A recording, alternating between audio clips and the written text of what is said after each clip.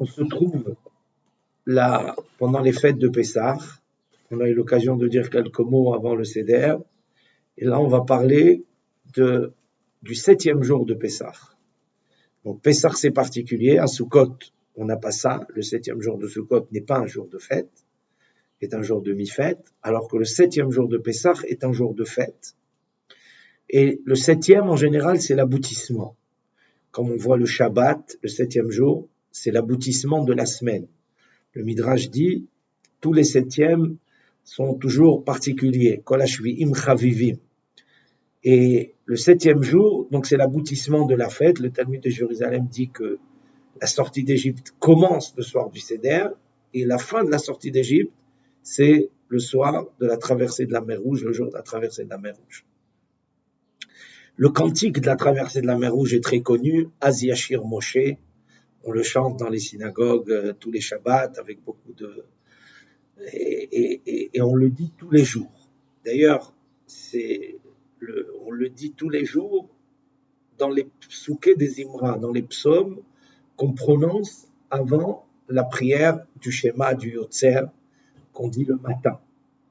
Et les psoukés des Imra commencent par Baruch She'amar et se terminent par Ishtabach. Et on dit qu'on va utiliser les louanges du roi David. Or, à la fin des psoukés des Imra, à la fin de ces louanges, tous les matins, on dit le cantique de la traversée de la mer Rouge, la Shira. Et le Zohar demande pourquoi dit-on ce passage-là après les psaumes, puisque c'est un passage de la Torah. La Torah est la priorité sur les psaumes. Donc on aurait dû commencer par le cantique de la traversée de la mer Rouge, par la Shirat Hayam Az Yashir, et non pas finir. Et en fait, le Zohar dit que c'est au contraire, on dit ça avant de dire le schéma, avant de dire ce que le Zohar appelle la prière assise, la Hamida assise. Il y a la Hamida debout, et la Hamida assise, le Zohar dit que c'est le Yotzer et le schéma. Donc il dit au contraire, ce passage, on le dit avant la Hamida assise.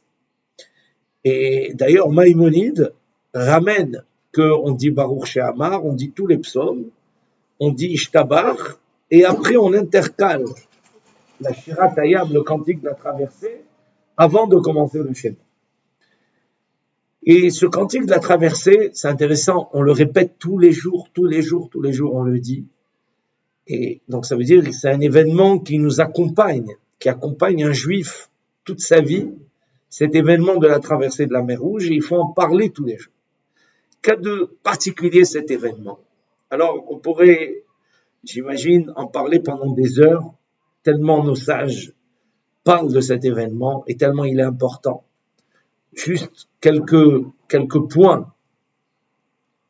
Un des points, c'est que lorsque Moïse, avec le peuple juif, se trouve devant la mer Rouge, et les Égyptiens arrivent poursuivant le peuple, et le peuple n'a plus où fuir, puisqu'il a la mer d'un côté, les Égyptiens derrière, le désert avec des bêtes féroces d'un côté, et donc Moïse, très inquiet, dit à Dieu, mais qu'est-ce qui va se passer là? Et Dieu donne une réponse assez... Alors la question est stupéfiante, parce que après les 10 plaies de la mer Rouge, on a vu, Dieu aurait pu se frapper les Égyptiens d'obscurité, au même titre qu'il a fait pendant la 9e plaie des ténèbres, et ils n'auraient plus vu où le peuple juif se trouve, et il y a d'autres solutions. Pourquoi Moïse est inquiet? Mais la réponse de Dieu est encore plus étonnante. Dieu lui dit, pour Adam Arishon, le 3e jour de la création, j'ai dit, Yikavu amaim el makom echad vetera yabasha, que les eaux cessent de couvrir la terre et que se réunissent dans les océans pour dégager des espaces qui ne sont plus ensevelis par les eaux et que l'homme puisse y habiter. Donc il dit, si je l'ai fait pour Adam, qui était un homme seul, je peux le faire, c'est à plus forte raison, il y a une notion dans la Torah qui s'appelle le Kal Vachomer, à plus forte raison que je vais le faire pour une Eda Kdosha, pour un tzibour, ce qu'on appelle un tzibour, quand on a 10 personnes, on sait c'est un minyan, on peut faire, il y a des choses qu'on ne peut faire que s'il y a minyan, toute chose, un kaddish, une lecture de Torah, Ce sont des choses qui ne se font que lorsqu'il y a 10, parce qu'à ce moment-là, on dit quand il y a 10, il y a la Shekhinah, la présence divine parmi eux. Donc Dieu dit pour une Eda Kdosha, pour une assemblée sainte, je ne vais pas le faire. Donc Dieu lie la sortie de la mer Rouge à la création du monde. Et là, on se pose la question, la sortie de la mer Rouge, c'était pour sauver les Juifs. Mais quel rapport avec la création du monde? La création du monde, l'eau, c'est quelque chose qui a deux aspects. L'eau, c'est quelque chose qui détruit tout.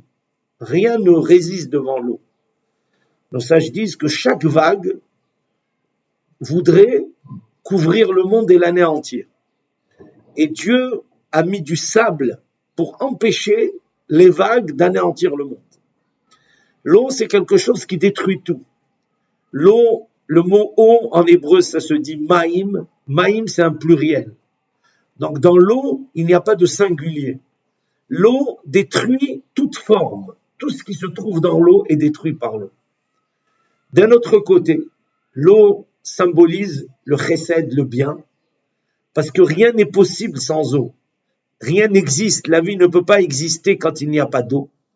La matière ne peut pas être formée s'il n'y a pas d'eau.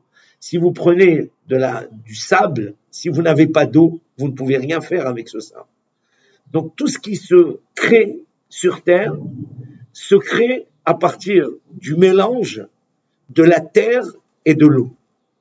L'eau amène la vie et l'eau peut aussi détruire la vie.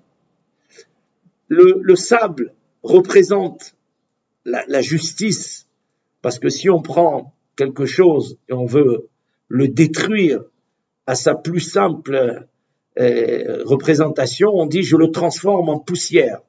Donc transformer en poussière, c'est finalement appliquer la justice qui est destructrice, une justice implacable où il n'y a aucune miséricorde. Donc la justice poussée à son extrême transforme tout en poussière. L'eau, qui est le signe de l'abondance, mais peut tout détruire. L'union de la poussière, de la terre avec l'eau, ça serait l'union du din, de la notion de justice, avec la notion de chesed, de bienfait, ce qui s'appelle le rachamim, la miséricorde. Et lorsqu'on prend l'eau, qui a un aspect destructeur, quand on prend la poussière, qui est le résultat d'une justice implacable, et qu'on les mélange, on crée quelque chose, on arrive à créer. C'est à ce moment-là qu'il y a une création possible, et c'est ce qui s'appelle Midat HaRachamim, l'attribut de miséricorde. Et Rachamim, si on remarque, c'est les lettres Rechem, Resh Chet Mem, qui veut dire aussi Machar, le lendemain. Et qui veut dire aussi le Rechem, la matrice, qui fait vivre, qui fait grandir et qui met le bébé au monde. Donc, c'est le Rachamim qui donne un lendemain. S'il n'y avait que la justice, il n'y aurait pas de lendemain. S'il n'y avait que du bien, on finirait par s'auto-détruire. Le mélange du bien et de la justice donne la miséricorde, donne une justice et un bien mêlé. Et lorsque Dieu dit aux eaux, que les eaux se réunissent à un endroit et que la terre apparaisse, ce n'est pas que la terre apparaisse automatiquement le fait que l'eau se dégage, la terre apparaît, mais le fait que l'eau se dégage, mais il reste de l'eau sur terre, quand même, pour permettre la vie, donc à ce moment-là, il y aura vie possible. De la même façon, Dieu va donner naissance au peuple juif, va permettre au peuple juif, ce peuple qui vient de naître le soir du Seder, Dieu va lui permettre de pouvoir exister grâce à la traversée de la mer Rouge. Donc c'est encore une explication sur le fait que le peuple juif s'appelle le peuple des Hébreux, Ivrim, Avrouyam. Moïse se présente à Pharaon en lui disant, je suis Ani Elokea Ivrim, Nigla Elenu, le Dieu des Hébreux s'est révélé à nous. Et nos sages disent qu'à partir de ce moment-là, notre carte d'identité, c'est Ivrim, Avrouyam. Nous avons traversé la mer. Donc il y a ici une nouvelle forme d'homme qui apparaît sur terre à la sortie de la mer Rouge. Il n'est pas question de race, évidemment. Il est question de tous ces personnes qui sont sorties d'Égypte et qui se convertissent au judaïsme, qui acceptent la Torah, qui acceptent les mitzvot, qui acceptent. Alors, cette phrase, le cantique, il y a eu 2 cantiques en fait. Si on fait attention dans la lecture du schéma tous les matins, lorsqu'on dit le Yotzer, on dit qu'ils ont prononcé le cantique Shira Shibechu Geulim, Micha Mocha Elim Hashem Mika Mocha Nedar Bakodesh. Et après on dit qu'il y aura Shira Chadasha, il y aura un nouveau cantique où on va dire Hashem Imloch Leolam Vaed, Dieu régnera à tout jamais. Et en fait, c'est la fin de la Shira. La fin de la Shira, c'est cette vision de la fin de l'histoire où toutes les personnes qui étaient présentes à ce moment-là ont une vision prophétique où ils voient la venue du Mashiach et ils voient la résurrection des morts. Parce que ce cantique est dit Az Yashir. Az Yashir, c'est un futur. Az Yashir, nos sages disent que à ce moment-là, à la résurrection des morts, Moïse à nouveau reprononcera ce cantique avec le peuple juif. Et donc ils ont vu l'avènement final et ils ont vu que finalement il n'y a pas de mort. Si on parle de résurrection de mort, c'est pas des nouveaux personnages qui sont créés à nouveau, ce sont des personnages qui ont vécu, dont le corps est mort, mais leur âme n'est pas morte, et leur âme revient dans le corps et le fait revivre. Et donc ça signifie en fait qu'il n'y a pas de mort.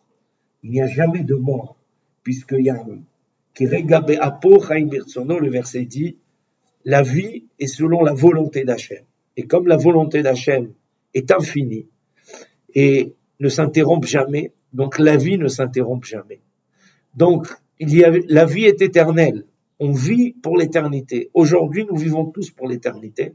Notre corps, à un moment ou à un autre, s'arrêtera de vivre, mais notre âme continue à vivre, elle reviendra dans nos corps, les faire revivre. Et Hashem Imloch Leolam Vaed, donc le peuple juif a cette vision extraordinaire. Donc, Yetziat Mitzrayim, la sortie d'Égypte, nous ne célébrons pas un événement dans le passé, nous célébrons dans le présent, cette présence de Dieu qui est à l'origine de toute existence à chaque instant, et qui permet à ce monde qu'il a créé en 4D, espace et temps, d'exister. Ce monde, sa présence est continue.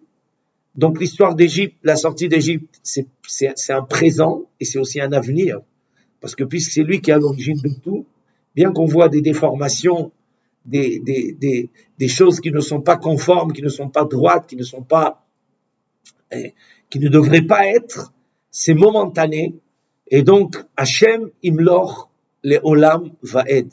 Le peuple juif, à ce moment-là, après la sortie d'Égypte, avoir compris la présence de Dieu qui est à l'origine de tout ce qui se passe sur terre, et avec cette vision prophétique de l'éternité, avec cette vision prophétique de la résurrection des morts, on comprend que nous vivons pour l'éternité, même si à un moment ou à un autre nos corps cessent de vivre, et nous voyons l'avènement final, Hashem Imloch Leolam Vaed, le monde qui va se métamorphoser, l'humanité entière va reconnaître Hashem, et le monde arrivera à sa rédemption et à sa plénitude.